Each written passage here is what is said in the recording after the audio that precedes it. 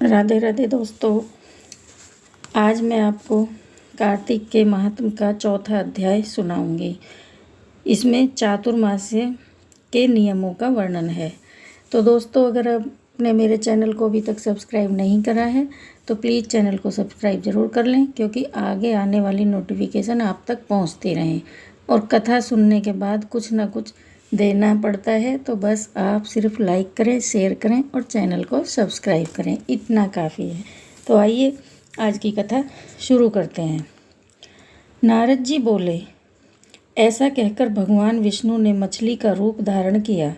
विंध्याचल पर्वत पर तप कर रहे महर्षि कश्यप की अंजलि में जल में जा पहुँचे।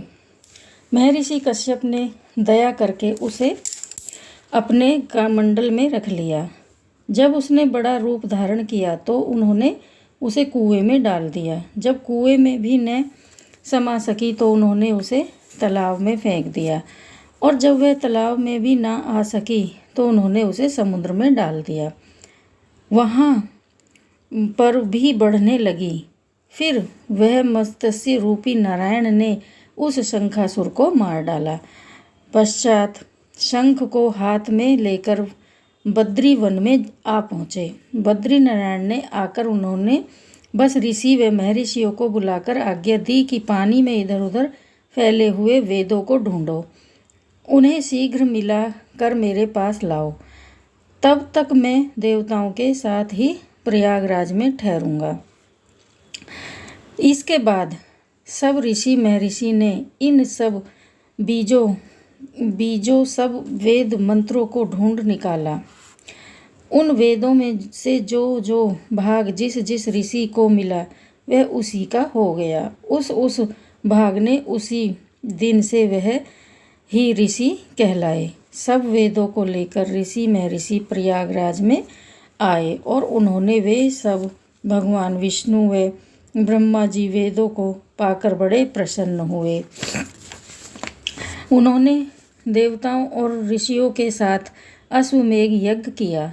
यज्ञ के अंत में देवता, गंधर्व, यक्ष नाम भगवान विष्णु को दंडवत करके प्रार्थना करने लगे। देवताओं ने कहा, हे देव, हे जगन्नाथ, हे प्रभु, हमारी प्रार्थना सुनिए। हम लोगों के हर्ष का समय है, इसलिए आप हमें वरदान दीजिए। नष्ट हुए वेद पुनः श्री ब्रह्मा जी को प्राप्त हो गए। हे लक्ष्मीपते, आपकी अनुकंपा से हम देवताओं को यज्ञ का भाग भी मिल गया।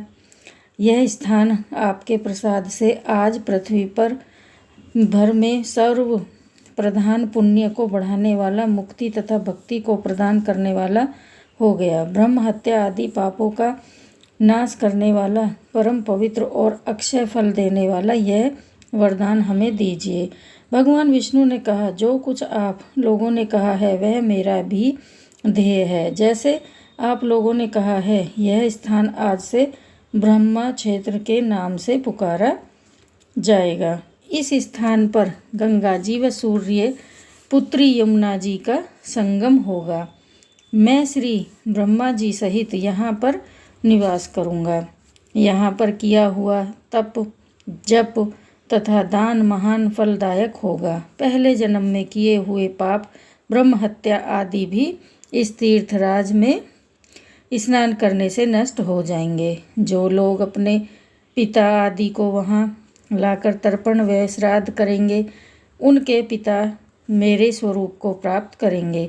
वह तीनों प्रकार की मुक्ति को प्राप्त करेंगे। मकर संक्रांति पर माघ मास में प्रातःकाल यहाँ आकर स्नान करने वालों के दर्शन मात्र से ही सब पाप मिट जाते हैं। ठीक उसी तरह जिस तरह सूर्य के तेज से अंधकार का नाश हो जाता है। हे मुनीश्वर, मेरे वचन ध्यान से सुनिए। मैं सर्वत्र व्याप्त रहता हूँ, भी हमेशा बद्री नारायण में निवास करता हूँ। सैकड़ों वर्षों तक किसी दूसरे स्थान पर तप करने का जो फल मिलता है, वही फल यहाँ एक दिन में मिल जाएगा। जो मनुष्य मेरे उस स्थान बद्री का आश्रम का दर्शन करेंगे, वह जीवन मुक्त हो जाएंगे और उनके समस्त पाप नष्ट हो जाएंगे। श्री सूत जी बोले, ऐसा कहकर भगवान विष्णु अंतर्ध्यान हो गए और देवतागण भी अपने अंशों को वहीं छोड़कर चले गए। जो मनुष्य कथा को श्रद्धापूर्वक सुनते हैं वे श्री प्रयागराज व बद्री का आश्रम जाने व स्नान करने के समान फल प्राप्त करते हैं। लेकिन दोस्तों, दक्षिणा में सब्सक्राइब जरूर करना, लाइक करना, शेयर करना। कथा का पूरा फल आपको जब भी प्राप्त हो पाएगा।